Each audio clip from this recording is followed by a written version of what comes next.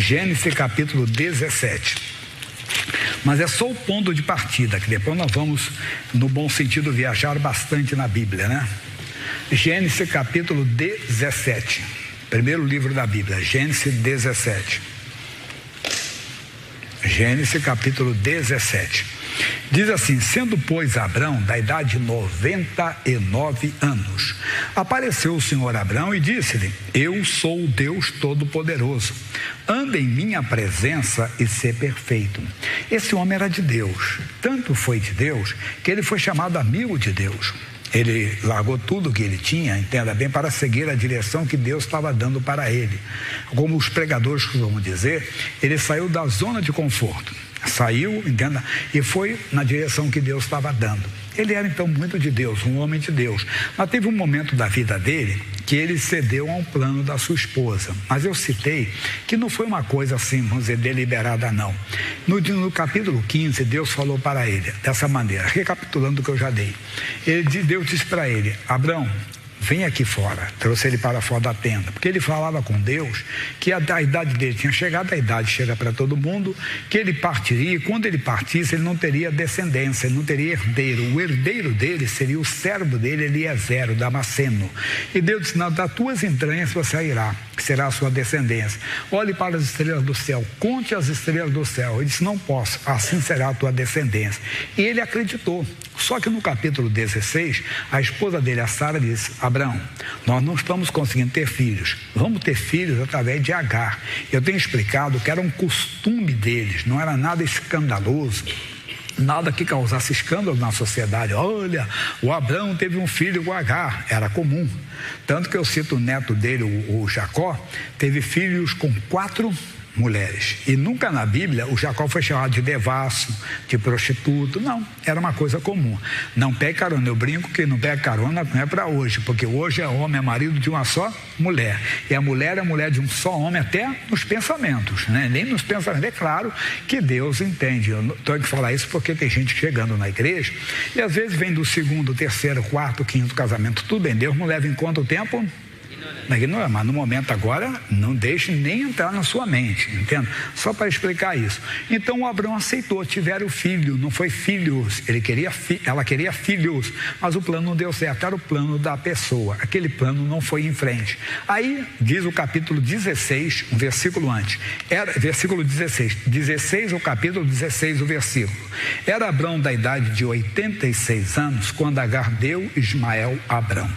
Sendo, pois, Abrão da idade de 99 anos. Então foram 13 anos que eu digo que não é o silêncio de Deus, que Deus não fica em silêncio, mas 13 anos que ele não teve uma experiência com Deus. E talvez nós também passamos algum tempo da nossa vida sem ter algumas experiências com Deus. Mas por quê? Será que ele não quer se manifestar? Verdadeiramente, o Senhor quer se manifestar todo dia. Lembra, o pão nosso de cada dia, todo dia Ele quer nos dar o pão, todos os dias Deus quer se revelar a você, mas nós não andamos na presença dele como deveríamos. Aí ele diz para Abrão: eu sou o Deus Todo-Poderoso, que ele quer dizer, eu não mudei, Deus não muda. Se você ler Malaquias 3,6, ele coloca ali, olha o que diz Malaquias 3,6, porque eu, o Senhor, não mudo. Hebreus 13:8. Jesus Cristo é o mesmo ontem, hoje e eternamente. Então Deus não muda. Quem tem que mudar é o homem. Nem a palavra de Deus muda. Mateus 24:35, o que diz lá? O céu e a terra passarão, mas as minhas palavras não hão de passar.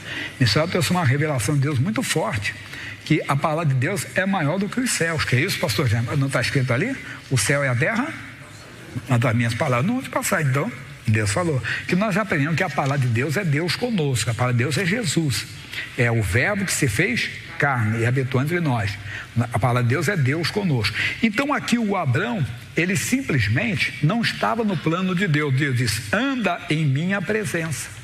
Quer dizer, ele não estava andando no plano de Deus e ser perfeito. O plano perfeito é o plano de Deus. O plano do homem parece às vezes direito. Lembra de Provérbios capítulo 14, vamos até lá, versículo 12. Provérbios 14:12. Há caminho que ao homem parece direito, mas o fim deles são os caminhos da morte. Quando a Sara disse, vamos ter filhos com Agar, nossa serva, parecia direito, porque era uma coisa comum entre eles, era uma prática comum, mas não era o plano de Deus. Então, às vezes, tem coisas que o mundo, entenda bem, oferece, mas não é o plano de Deus para nós. Nós temos que seguir as orientações do Senhor. Não esqueça disso. O homem de Deus, ele é dirigido pelo Espírito de Deus. Ele não é dirigido pelas suas emoções. Ele não é dirigido pelos seus sentimentos. O pastor Gembrano é um robô? Não, é que Deus sabe o melhor para o homem. Você vai começar a se alegrar em seguir as orientações do Senhor. Você vai começar a sentir aquela alegria de obedecer a Deus, de estar em comunhão com a palavra de Deus. Você vai sentir o prazer de obedecer a palavra de Deus. Então, há caminho que é o homem para a direita. Os seus finais são caminho de morte. Na segunda carta de Paulo aos Coríntios, lá na frente, capítulo 13. Segunda aos Coríntios, capítulo 13. Versículo 5. Deixa eu chegar lá, estou chegando. Já cheguei. Cheguei. 2 13, 5. O que diz? Examinai-vos a vós mesmos se permaneceis na fé. A fé vem por ouvir? Eu vi pela palavra. Será que nós permanecemos naquilo que ouvimos de Deus? Naquilo que ouvimos do Senhor? Quer dizer, nós ouvimos a palavra de Deus e devemos permanecer nela, e nem sempre permanecemos. Então nós ouvimos a palavra e devemos permanecer naquilo que Deus diz. Ele vai falar um pouquinho mais para nós em João 8,31. Essa também é bem conhecida, mas uma matéria boa, forte para você já, nova. 8,31. João 8,31. Jesus dizia, pois, aos judeus que criam nele, se vós permanecerdes na minha palavra, verdadeiramente sereis meus discípulos, e conhecereis a verdade, e a verdade vos libertará. Então nós aprendemos. O Jesus diz aos judeus, pode ser aos brasileiros também, aos argentinos, aos americanos, aos russos, aos chineses, japoneses, coreanos, aos que criam nele, se vós permanecerdes da minha palavra. Eles ouviram a palavra, eles creram na palavra, mas não bastava, eles tinham que permanecer. Essa é a tática do diabo. O plano dele é fazer você não permanecer na palavra. Como é que ele faz isso? De várias maneiras. Por exemplo, quando eu tenho falado da provocação, ele usa alguém para provocar a sua ira. Ele usa alguém para descontrolar você emocionalmente. Ele faz alguma coisa para fazer, você já ouviu falar chutar o pau da barraca? Né? Para você se descontrolar e você cai nessa cilada. É a astuta cilada do diabo. Ele traz, como assim? A Bíblia diz, nossa luta não é contra a carne e o sangue. Mas ele usa alguém para provocar a sua ira. Às vezes dentro de casa, às vezes perto de você, às vezes longe, às vezes do trabalho. E você cai na cilada, você não permanece nele. Aí você depois passa como Abraão. Mas eu não entendo. Eu estou na igreja, não estou vendo Deus se manifestar. Tem algum tempo que eu não vejo Deus operar na minha vida. Tem algum tempo que eu não vejo Deus agir na minha vida. Pera lá, você tem permanecido naquilo que você ouviu dele? Ele levou você, entenda bem, o inimigo trouxe uma tentação e você caiu. Essa, eu falei essa. Tem gente que às vezes, entenda, é até moralmente, estou dizendo que seja o caso de alguém, parece uma pessoa, não, porque agora eu estou conhecendo a mulher da minha vida. Pode ser a mulher da sua morte, irmão. Mulher da vida é do casamento, fora do casamento é morte. Tudo bem, repito, que Deus entende quando você chega. Talvez aconteceu isso com você, mas você não conhecia Jesus. Tudo bem, Deus não leva em conta o tempo da ignorância, não é verdade? Às vezes a pessoa aconteceu com ela, né? Se envolveu, às vezes tinha que se envolver, mas nenhum dos dois conhecia a Cristo, nem a outra parte conhecia, é outro caso. Estamos falando aqui de pessoas que já estão conhecendo a Cristo, lembrando que as cartas que Paulo escreve era para o povo já que tinha conhecido Jesus. O evangelho aqui de João é chamado o evangelho da igreja, o evangelho do Espírito Santo, mas é para todos. Então nós temos que ouvir a palavra e não só crer na palavra, mas permanecer, e às vezes não permanecemos, porque nós concedemos a nós mesmos algumas, vamos dizer assim, concessões. Não entendi. Vamos para Gálatas capítulo 5, versículo 9. É depois de Coríntios. Você está em João, Atos, Romanos, Coríntios, Gálatas. O capítulo é o 5, o versículo é o 9.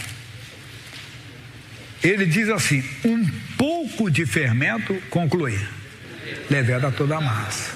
Cuidado, a pessoa vai cedendo. O fermento, no caso aqui, é do mundo, é a contaminação que vem, nós não pensamos nisso. Por exemplo, a pessoa que tem alergia a glúten, né?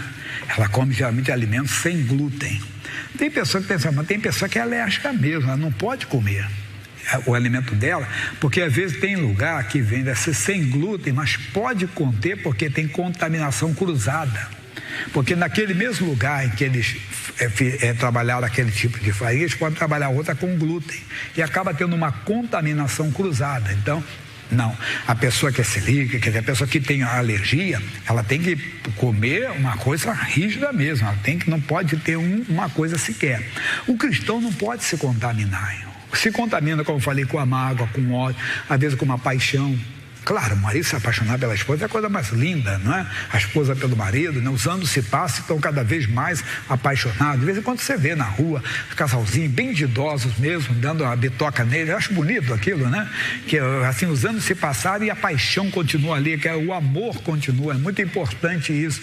Porque quando está conquistando a mãe, é muito bonito. Eu te amo, nenenzinho, coisinha linda, né? Coisinha do papai, coisinha da mamãe, não sei o que ela faz. Mas quer ver depois de 30 anos, 40, 50, aí que fica bonito, né? Fala coisinha do papai e coisinha da mamãe, né? Então, mas não, quando é fora do casamento, é o demônio, irmão, que entrou. O meio, porque vocês têm escutado aqui repetidamente, Satanás não leva ninguém para uma ilha de fantasias, não leva ninguém para uma ilha de prazer. Isso é o diabo, a pessoa não entende que ela está caindo, ela não está permanecendo.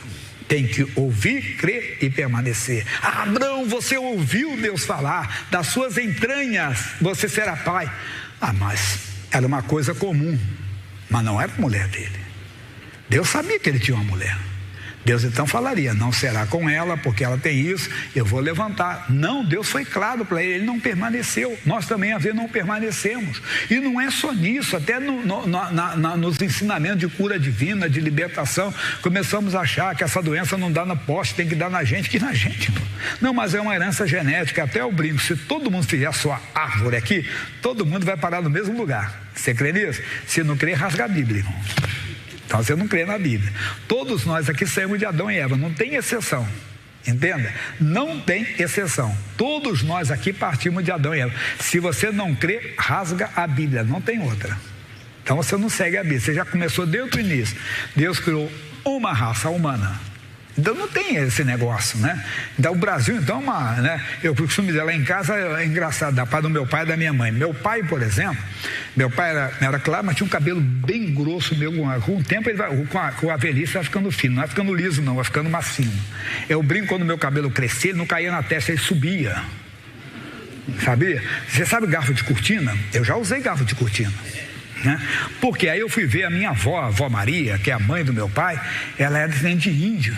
Mas era uma mistura também da ela. O do meu avô, do parte do pai, não, era lá como diz, das Europas, né? E da parte da mãe também, mas tem essa mistura, todo mundo tem. Mas o que eu quero dizer para você, explicar bem claro, que nós não podemos aceitar aquilo, entenda bem, como uma herança genética. Sim, o médico não está errado, mas você vai reivindicando. Por favor, sempre digo, faça o tratamento que ele mandou, tome o remédio que ele mandou, use, faça, mas vá na Bíblia e diga, Senhor, foi diagnosticada essa doença, mas em nome de Jesus ela está amaldiçoada, porque tua palavra diz que eu fui curado pelas feridas de Jesus.